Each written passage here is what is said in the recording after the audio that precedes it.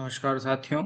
मैं डॉक्टर सुमित प्रजापति आप सभी का शिवत्व आयुर्वेद यूट्यूब चैनल पे बहुत बहुत स्वागत करता हूं। आशा है कि आप सभी सकुशल होंगे। आज का जो लेक्चर हम डिस्कस करने की कोशिश करेंगे वो होगा डेंगू फीवर के ऊपर। डेंगू फीवर में हम क्या क्या देखने की कोशिश करेंगे, हम उसके introduction, pathology, sign and symptoms, diagnosis, treatment and किस तरीके से प्रिवेंट किया जाए, इसके बारे में चर्चा करेंगे।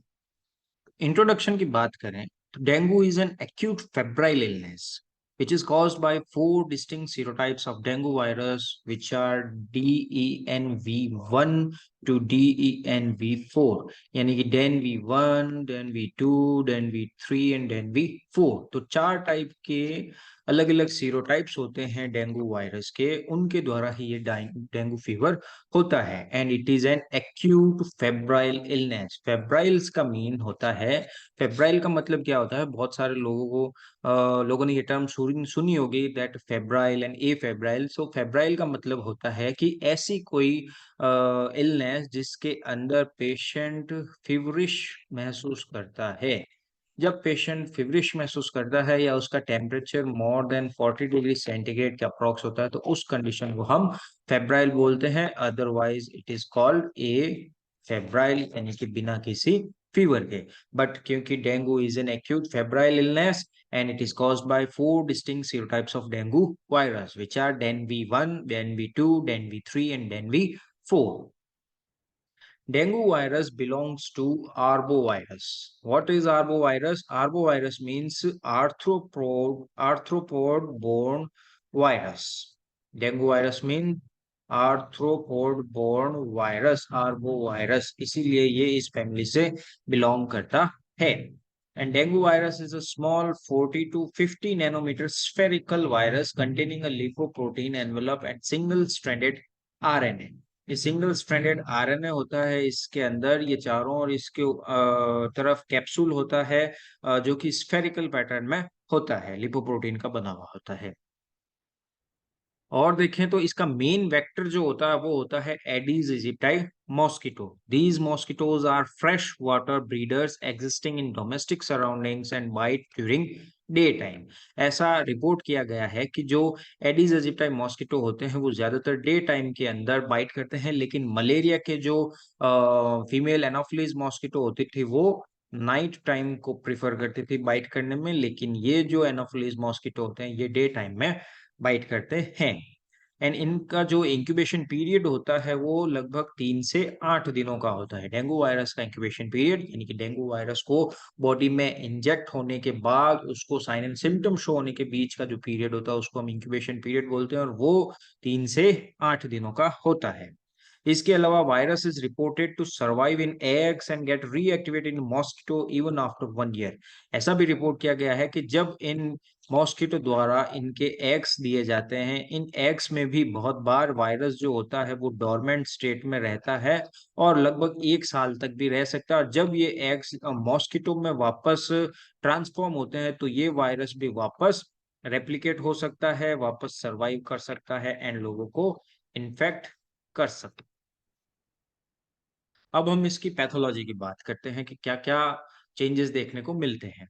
So first of all, patient जो होगा वो इन्फेक्टेड मॉस्किटो से बाइट होगा, देन वायरस रेप्लिकेट्स इन रीजनल लिम्फ नोड्स। सबसे पहले मॉस्किटो उसको बाइट करेगा, देन उसके रीजनल लिम्फ नोड्स जो होंगे उसके अंदर वायरस रेप्लिकेट्स होगा। मान लीजिए इसको इस साइड पे किसी मॉस्किटो ने बाइट किया, तो इस एक्सिलरी में या फिर इस एंटीक्यूबिटल फोसा में जो भी लिम्फ नोड्स होंगे, यानी रीजनल लिम्फ नोड्स के अंदर ये जो होता है ये वायरस रेप्लिकेशन करता है, अपनी संख्या में ग्रो करता है। रेप्लिकेशन करने के बाद में disseminated via lymphatics and the bloods to the other tissues and organ, यानी कि लिम्फ नोड्स के अंदर ये रेप्लिकेट हुआ, फिर उसके बाद में ये लिम्फ चैनल्स के थ्रू ही पूरी बॉडी के अंदर सर्कुलेट होने लगता है। And then infect mononuclear cells in blood. Mononuclear cells क्या होती है कि वो सेल्स जिनके अंदर एक सिंगल न्यूक्लियस मिलता है, मोनो ब्लड के अंदर जो जिनमें सिंगल न्यूक्लियस मिलता है उनको मोनोन्यूक्लियर सेल्स बोलते हैं।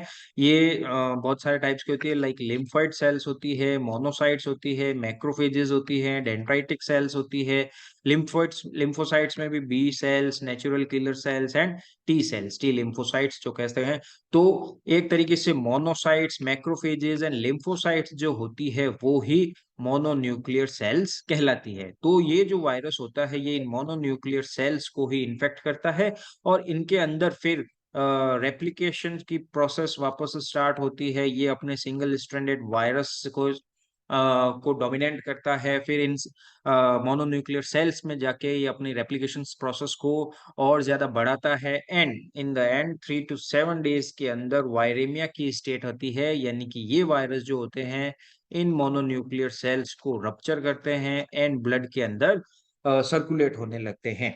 तो इसका मतलब कि ब्लड के अंदर अब वायरस का कंसंट्रेशन बढ़ने लगता है। इस कंडीशन को ही हम वायरेमिया बोलते हैं। और ये कब आती है? 3 से 7 दिनों के बाद आती है, इन्फेक्शन होने के दौरान। और हम आगे देखें तो जैसे जैसे ये वायरसेस मोनोन्यूक्लियर सेल्स को इन्फेक्ट करते जाते हैं, देन अपनी रेप्लिकेशन प्रोसेस को बढ़ाते जाते हैं एंड वायरेमिया की कंडीशन बढ़ती जाती है, तो साथ ही साथ में ये टीएनएफ अल्फा एंड दूसरे साइटोकाइंस को भी रिलीज करता है। टीएनएफ अल्फा क्या होता है?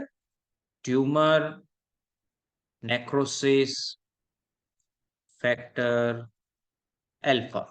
ये जो साइटोकाइन होता है ये पेशेंट के अंदर फीवर को प्रोड्यूस करने के लिए मेन इंग्रेडिएंट होता है। तो इसकी वजह से ही जब ये टीएनएफ अल्फा रिलीज होता है तो पेशेंट के अंदर फीवर आता है। लेकिन ज्यादातर केसेस में ये होता है कि ये जो बीमारी होती है ये सेल्फ लिमिटिंग होती है, यानी कि TNF alpha and cytokines release धीरे धीरे कम होने लगते हैं। वायरेमिया की कंडीशन भी कम होने लगती है, यानी कि बॉडी के अंदर वायरसेस का जो खौफ था, जो वायरसेस इतनी डेंजरस कंडीशन के अंदर फीवर को प्रोड्यूस कर रहे थे, उनकी इंटेंसिटी कम होने लगती है। तो एक तरीके से सेल्फ लिमिटिंग डिजीज होती है ज्यादातर केसेस में। First infection produce long term specific immunity and short term cross immunity.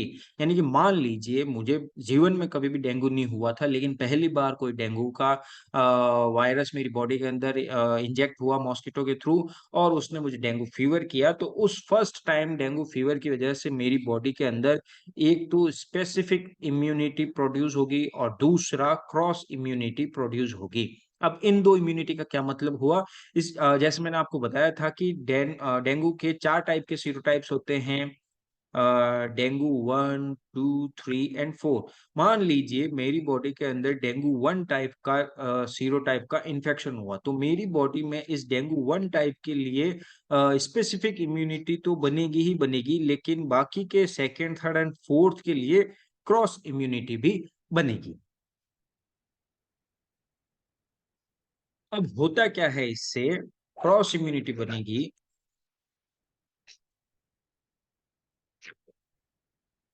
तो क्रॉस इम्यूनिटी जैसे जैसे बनेगी तो होता क्या है?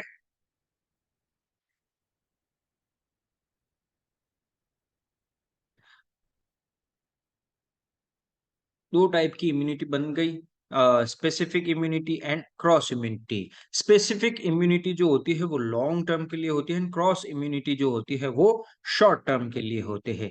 यानी कि मान लीजिए डेन 1 का जो इन्फेक्शन हुआ उसके लिए मेरी बॉडी में लॉन्ग टर्म की इम्यूनिटी बनेगी, यानी कि भविष्य में अगर मुझे कोई डेन V1 टाइप का सीरोटाइप अगर मुझे वापस इन्फेक्ट करता है तो मेरी बॉडी में उसके लिए इम्यूनिटी पहले से प्रेजेंट है।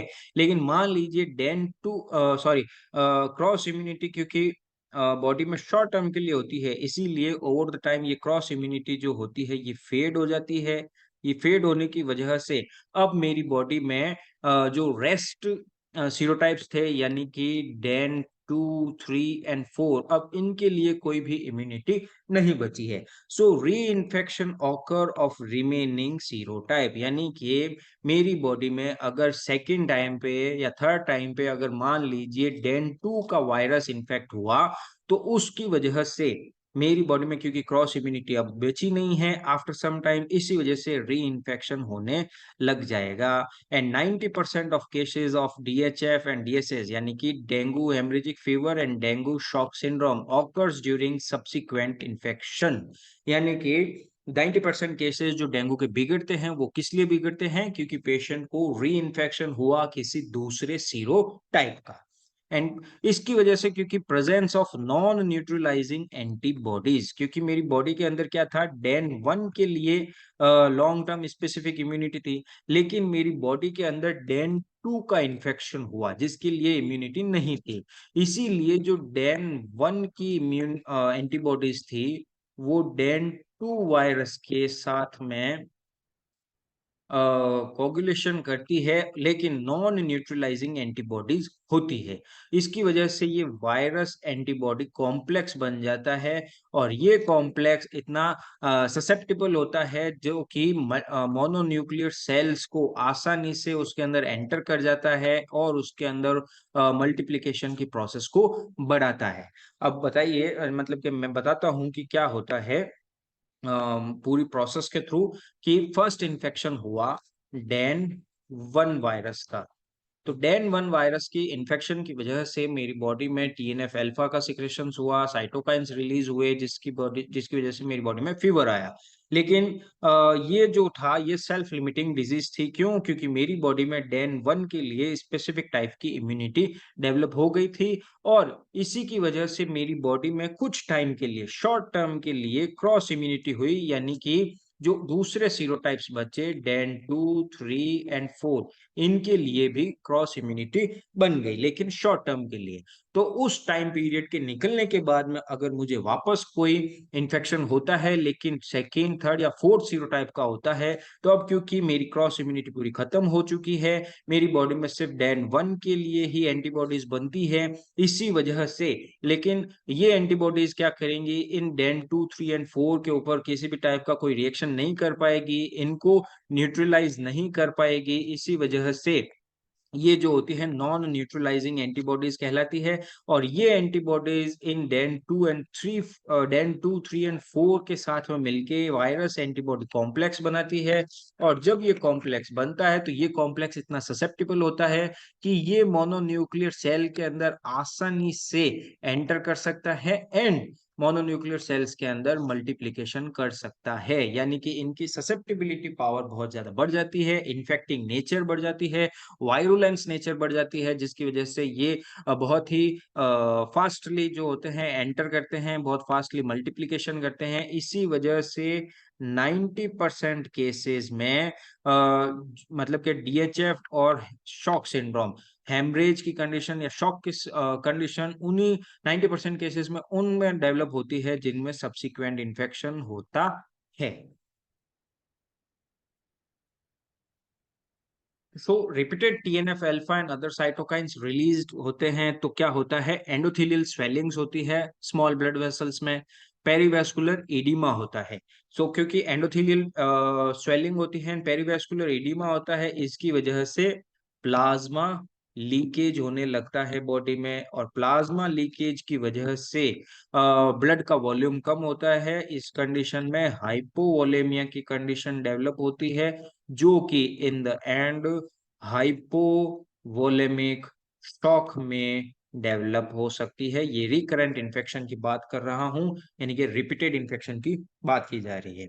इसके अलावा मोनोन्यूक्लियर इन्फिल्ट्रेशंस होते रहते हैं, यानी कि मैक्रोफेजेस या लिम्फोसाइट्स जो होते हैं, मैक्रोफेजेस या लिम्फोसाइट्स जो होते हैं वो ऊज आउट होते रहते हैं बॉडी में, इनकी मात्रा बढ़ती रहती है, क्योंकि ये जो होते हैं ये वायरस के लिए बहुत ही ज्यादा फेवरेबल कंडीशन डेवलप करते हैं। इसके अलावा arresting of mega karyocyte, mega karyocytes क्या होती है बॉडी के अंदर, मतलब कि एंडोथेलियल सिस्टम के अंदर जो मेगा कैरियोसाइट्स होती है, ये मेगा कैरियोसाइट जो होती है ये प्लेटलेट फॉर्मेशन के लिए रिस्पॉन्सिबल होती है। अब क्योंकि arresting of mega karyocytes multiplication, यानी कि मेगा कैरियोसाइट्स के ये मल्टीप्लिकेशन को रोक देते हैं, जब इनका मल्टीप्लिकेशन रुक जाएगा तो प्लेटलेट का फॉर्मेशन भी नहीं हो पाएगा, और जब प्लेटलेट का फॉर्मेशन नहीं होगा तो उस कंडीशन को हम थ्रोम्बोसाइटोपिनिया कहते हैं, जिसकी वजह से प्लेटलेट डिसफंक्शन होता है, एंड कोगुलोपैथी यानी कि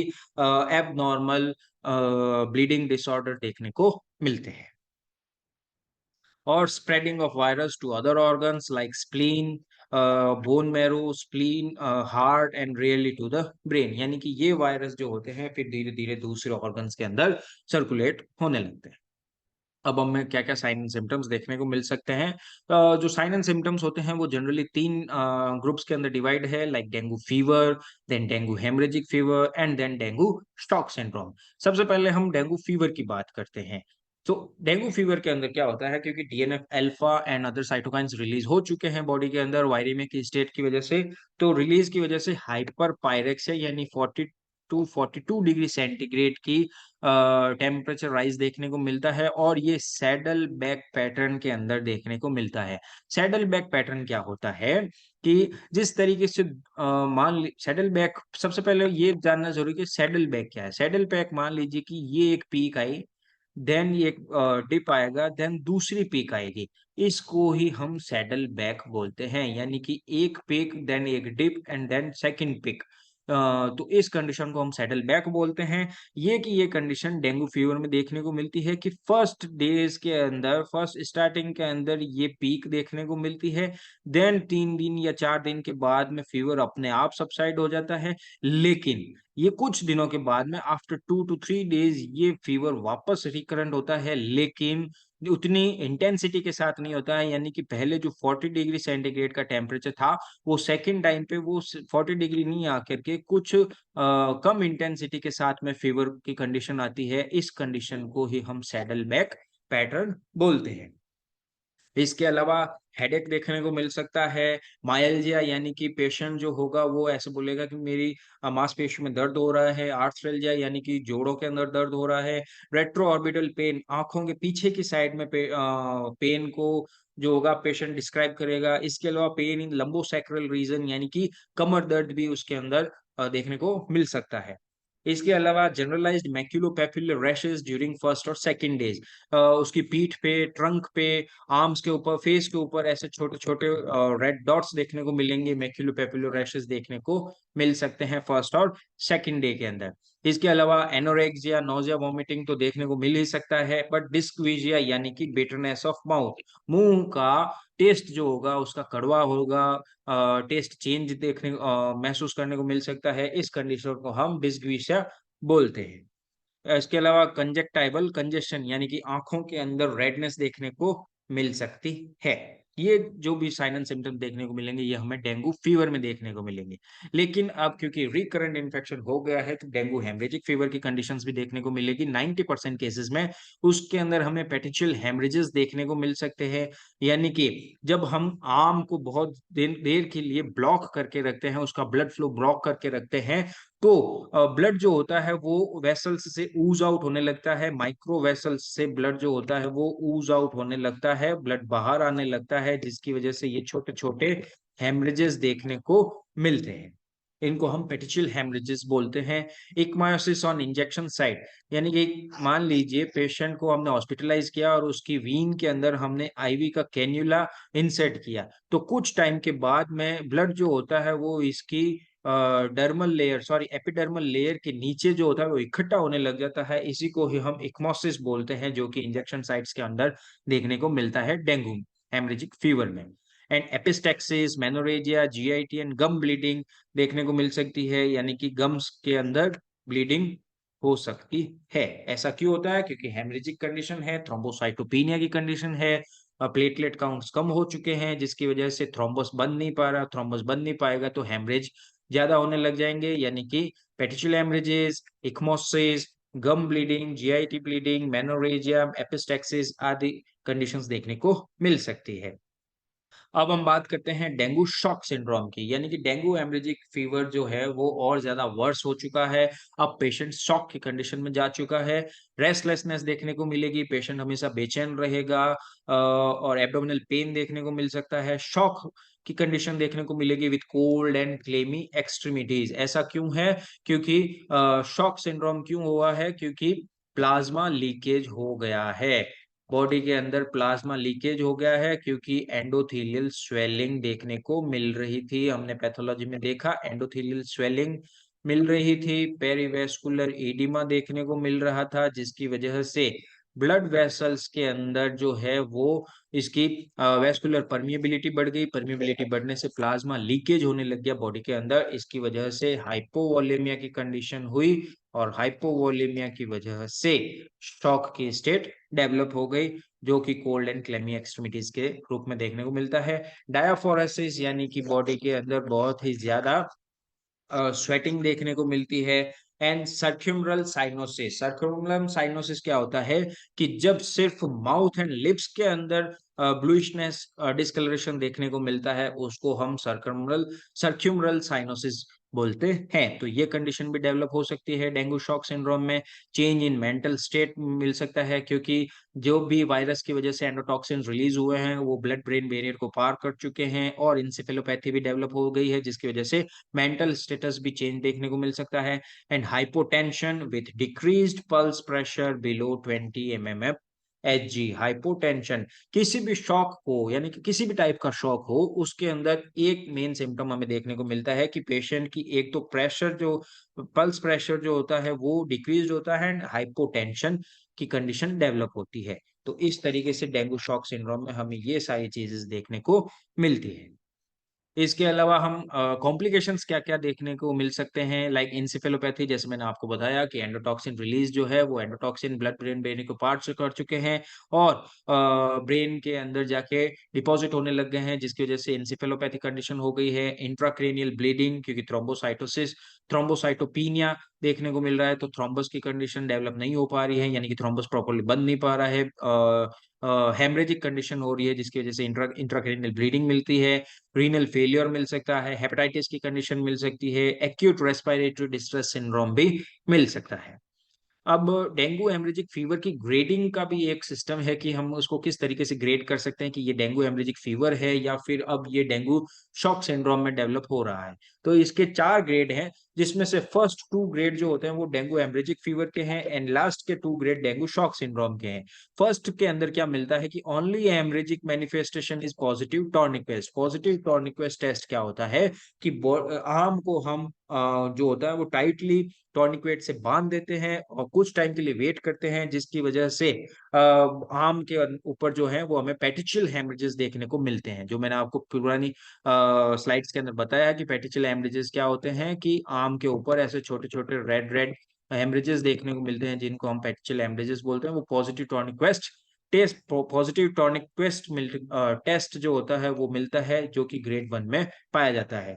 सेकंड ग्रेड में क्या होता है, स्पॉन्टेनियस ब्लीडिंग होने लगती है, लाइक एपिस्टैक्सिस मिलता है, गम ब्लीडिंग मिलती है, जीआईटी ब्लीडिंग मिलती है, मेनोरेजिया मिलता है। तो ये कंडीशन अगर डेवलप हो जाती है तो वो ग्रेड 2 की कंडीशन हो गई डेंगू हेमरेजिक फीवर की।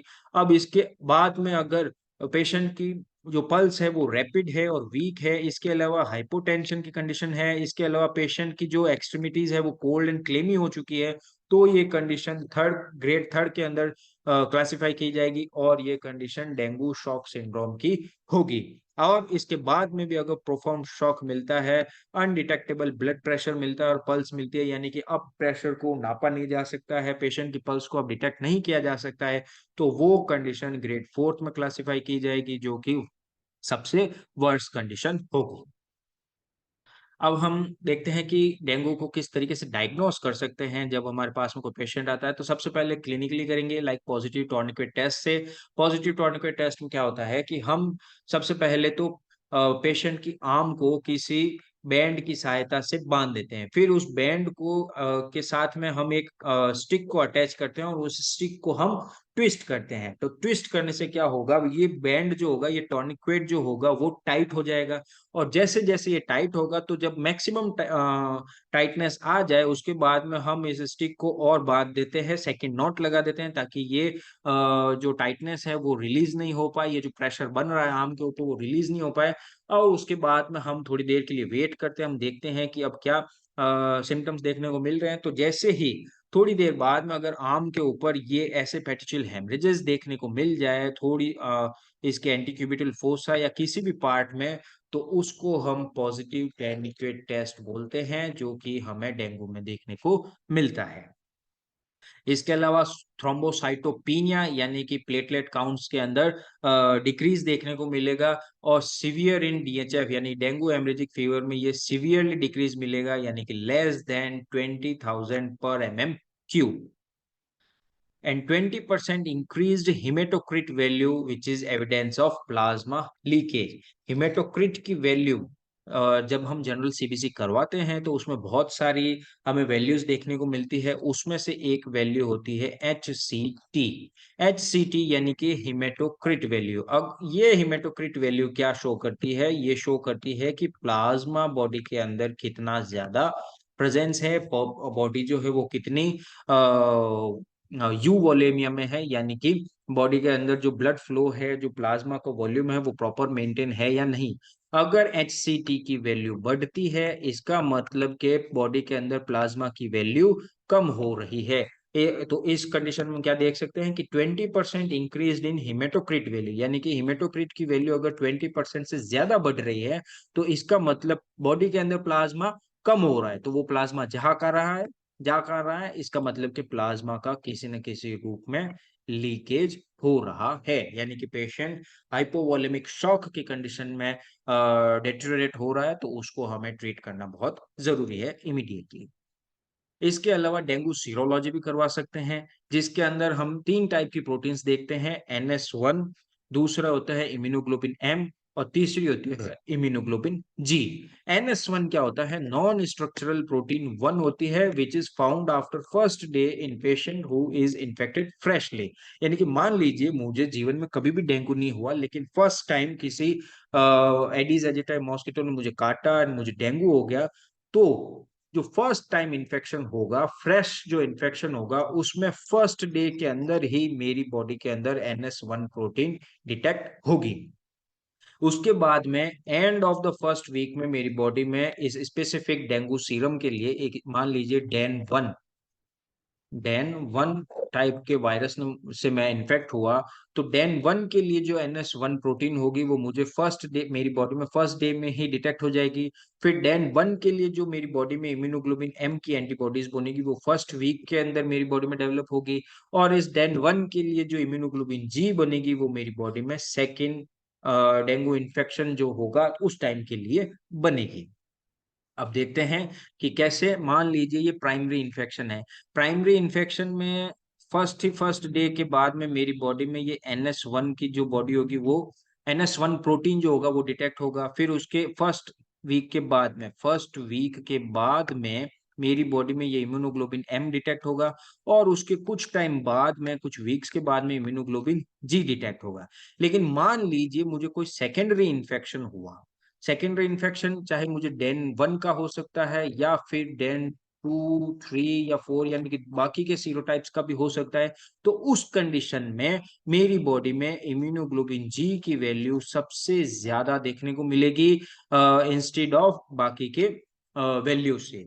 तो ये जो NS1 मिलेगा, ये फिर मुझे दूसरे सीरोटाइप्स के लिए मिल सकता है, लाइक डेन 2 के लिए ये इम्यूनोग्लोबिन M मेरी बॉडी में दूसरे सीरोटाइप्स के लिए मिल सकती है, लेकिन इम्यूनोग्लोबिन G की वैल्यू जो होगी वो मेरी बॉडी में सबसे ज्यादा डिटेक्ट होगी। इसका मतलब कि जब इम्यूनोग्लोबिन G अगर डिटेक्ट हो रहा है, तो वो सेकेंडरी इन्फेक्शन को शो करता है। इम्यूनोग्लोबिन M जो है वो ये शो करता है कि मेरी बॉडी में डेंगू वायरस को इन्फेक्ट हुए हुए लेस देन अ वीक हुआ है। इस एंड NS1 जो है वो ये बताता है कि मुझे डेंगू जो हुआ है उसको 1 या 2 दिन ही हुए हैं। इस तरीके से डेंगू सीरोलॉजी से भी हम पता लगा सकते हैं कि किस तरीके से होता है। ये डेंगू कार्ड होता है जिसको हम बोलते हैं, इसमें ये NS1 की प्रोटीन को डिटेक्ट करने के लिए होता है, ये immunoglobulin G and immunoglobulin M को डिटेक्ट करने के लिए होता है। इन दोनों के अंदर हम ब्लड सैंपल्स को डालते हैं। अगर NS1 पॉजिटिव आता है, इसका मतलब कि मुझे डेंगू इन्फेक्शन हाल ही में हुआ है 1 से 2 दिन के अंदर। अगर मेरी बॉडी में इम्यूनोग्लोबिन M डिटेक्ट होता है, इसका मतलब कि मुझे डेंगू को पेशेंट बने हुए लेस देन 1 वीक हुआ है, और अगर मेरी इस कार्ड के अंदर इम्यूनोग्लोबिन जी डिटेक्ट हुआ है, इसका मतलब कि ये मुझे सेकेंडरी इन्फेक्शन हुआ है, यानी कि मुझे एक बार पहले डेंगू हो रखा था, अब मुझे वापस दूसरा इन्फेक्शन हुआ है। अब हम इसके ट्रीटमेंट की बात करते हैं। डायग्नोसिस की बात हमने कर ली। अब डायग्नोस हो चुका है कि पेशेंट डेंगू पॉजिटिव है। अब हम उसको किस तरीके से ट्रीट करेंगे, इसके बारे में भी हमें पता होना चाहिए। जनरली पेशेंट को सिम्प्टोमेटिकली ट्रीट किया जाता है, and most of the patient can be managed at OPD level of uncomplicated dengue fever. मान लीजिए अगर डेंगू फीवर हो गया है, लेकिन उसको किसी भी टाइप के कोई भी मैनिफेस्टिंग फीचर्स उसमें देखने को नहीं मिल रहे हैं, तब हम उसको अनकॉम्प्लिकेटेड डेंगू फीवर या फिर क्लासिकल डेंगू फीवर भी बोल सकते हैं, तो उसको हम जनरल ओपीडी लेवल पे भी ट्रीट कर सकते हैं। लाइक एंटीपायरेटिक दे सकते हैं, एंटीमेटिक दे सकते हैं। उसको हम बोलेंगे कि अपनी बॉडी को प्रॉपरली हाइड्रेट रखे एंड प्रॉपर रेस्ट करने के लिए बोल सकते हैं। तो ये जो पेशेंट्स होते हैं जिनके अंदर कोई भी कॉम्प्लिकेशंस डेवलप नहीं हो रहे हैं, वो पेशेंट्स घर पे ही जनरल ट्रीटमेंट के साथ में ठीक हो सकते हैं। IV fluids if fever is greater than 40 degree centigrade and extreme weakness and severe vomiting. लेकिन कभी-कभार क्या होता है कि कुछ पेशेंट्स बहुत ही ज़्यादा वीक हो जाते हैं, जिनकी इम्यूनिटी बहुत कम हो, तो वो बहुत ज़्यादा वीकनेस महसूस करते हैं और बहुत ज़्यादा वॉमिटिंग की कंडीशन डेवलप हो जाती है, जिसकी वजह से बॉडी डिहाइड्रेट हो जाती है। तो उन पेशेंट्स को आईवी फ्लूइड आईवी फ्लूइड्स देने की बहुत ज़्यादा ज़रूरत होती है, तो वो भी हम दे सकते हैं। इसके अलावा close monitoring of lab parameters such as platelet counts, blood pressure and pulse.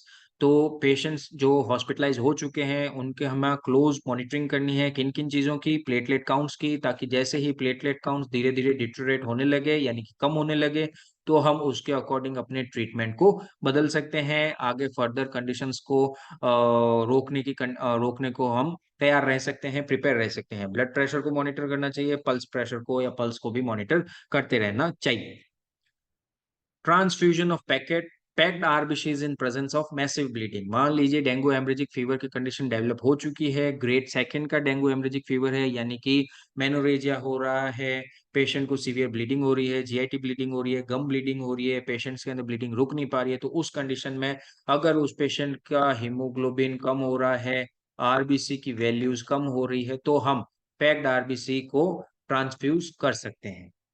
इसके अलावा ट्रांसफ्यूजन ऑफ एसडीपी। एसडीपी क्या होती है? Single donor platelet in presence of thrombocytopenia less than 20,000 पर एमएम क्यूब। कि जनरल जो प्लेटलेट काउंट होता है वो होता है 1.5 टू 4 लाख पर एमएम क्यूब। 1.5 या 2 टू 4 लाख पर एमएम क्यूब होता है इसका काउंट। लेकिन अगर ये काउंट 20,000 पर एमएम क्यूब से कम चला जाए, तो हमें उस पेशेंट को एसडीपी की ट्रांसफ्यूजन करना पड़ता है, यानी कि सिंगल डोनर प्लेटलेट का ट्रांसफ्यूजन करना जरूरी है। And 1 unit of SDP increases the platelet counts by 5,000 to 10,000 per MM cube. यानी कि 10,000 पर एमएम क्यूब के ऊपर हमने पेशेंट को एसडीपी ट्रांसफर किया, तो नेक्स्ट डे एसडीपी की इंक्रीज कितनी होगी? 5,000 से 10,000 पर एमएम क्यूब की तरह क्यूब की जो होगी वो उसके अंदर प्लेटलेट काउंट्स इंक्रीज देखने को मिल सकता है। रेड ब्लड सेल्स क्या होती है? इसका यू ट्रांसफ्यूजन किसमें करना है कि अगर मैसिव ब्लीडिंग की प्रेजेंस हो। और एसडीपी क्या होती है? एसडीपी को किस तरीके से कलेक्ट किया जाता है कि कोई डोनर है, उस डोनर से ये एम्फेसाइजर मशीन से क्या होता है कि ब्लड को निकाला जाता है, और ब्लड निकालने के बाद में से इसमें से क्या किया जाता है? प्लेटलेट्स को अलग किया जाता है, और जो बचा हुआ ब्लड होता है वो वापस इस पर्सन के अंदर रिवेस्कुलराइज किया जा सकता है, रिटर्न किया जा सकता है, जिसकी वजह से पेशेंट में एनीमिया की कंडीशन डेवलप नहीं होती है। यानी कि ये डोनर का काम करता है एक तरीके से। तो इसने अपना ब्लड दिया, इस ब्लड को इस मशीन की सहायता से सेपरेट किया गया है प्लेटलेट को, और जो बाकी का ब्लड बचा ये वापस उस पर्सन के अंदर रिटर्न कर दिया जाता है। तो ये जो होते हैं ये एसडीपी कहलाती है, और ये पैक्ड रेड ब्लड सेल्स कहलाती है। पैक्ड रेड ब्लड सेल्स का ट्रांसफ्यूजन किस कंडीशन में करना है? मैसिव ब्लीडिंग में। और प्लेटलेट को किस एसडीपी यानी कि सिंगल डोनर प्लेटलेट को किस कंडीशन में ट्रांसफ्यूज करना है? अगर पेशेंट में थ्रोम्बोसाइटोपिनिया की कंडीशन डेवलप हो गई है लेस देन 20,000 पर एमएम क्यूब। अब हम प्रिवेंशन की बात करते हैं कि किस तरीके से बचा जा सकता है। लाइक फुल बॉडी क्लोथिंग करनी चाहिए, स्पेशली रेनी सीजन में। And sleeping in insecticide cover mosquito nets में, ताकि रात को सोते टाइम मच्छर नहीं काट पाए। इंसेक्टिसाइडल स्प्रेज का यूज करना चाहिए ताकि घर के अंदर या आसपास में एनवायरनमेंट में जो भी मॉस्किटोज डेवलप हो चुके हैं उनको मारा जा सके। And emptying the stagnant collection of water, जो भी घर के अंदर चाहे फ्रेश वाटर हो चाहे स्टैग्नेंट वाटर हो उसको हमें खाली करना चाहिए, ताकि ये जो मच्छर हैं ये इनके अंदर अपने एग्स नहीं दे पाए और ज्यादा मच्छर की उत्पत्ति नहीं हो पाए, ताकि इस कंडीशन को हम एक तरीके से रोक सकते हैं। अब समरी करते हैं तो dengue is mosquito borne disease caused by 4 types of dengue virus. कौन कौन से थे? डेनवी 1, 2, 3 and 4। 3 patterns can be seen: dengue fever, dengue haemorrhagic fever and dengue shock syndrome.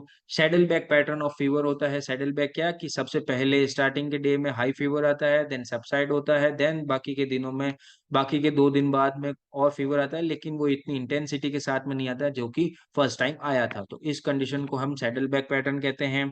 Then thrombocytopenia की कंडीशन डेवलप हो सकती है जो कि ब्लीडिंग एंड शॉक के अंदर रिजल्ट को शो कर सकती है। एंड पॉजिटिव टॉर्निक्वेस्ट टेस्ट भी मिलता है इसके अंदर, and it should be manage symptomatic. आशा करता हूँ कि आपको डेंगू फीवर के ऊपर बनाया गया ये लेक्चर बहुत बहुत पसंद आया होगा। अगर आपको इस डेंगू फीवर से रिलेटेड कोई भी क्वेश्चंस एंड क्वेरीज हो तो आप कमेंट सेक्शंस में कमेंट कर सकते हैं। मैं पूरी कोशिश करूंगा कि आपके उन क्वेश्चंस का आंसर दे सकूं। इसके आयुर्वेद ट्रीटमेंट के लिए भी मैंने अलग से वीडियो बना रखा है जो कि मैं धीरे धीरे अपलोड करता जाऊंगा। सारे जो भी ज्वर हैं, जो भी फीवर हैं, उनके लिए अलग से ट्रीटमेंट प्रोटोकॉल क्या है, हम क्या दे सकते हैं, उसके बारे में भी मैं जानकारी प्रदान करूंगा। उसके लिए अलग वीडियो बनाया जाएगा। आशा करता हूँ कि आपको ये वीडियो ज़रूर पसंद आया होगा। इसी के साथ में thank you so much. Please like, share and subscribe Shivatva Ayurveda. Thank you.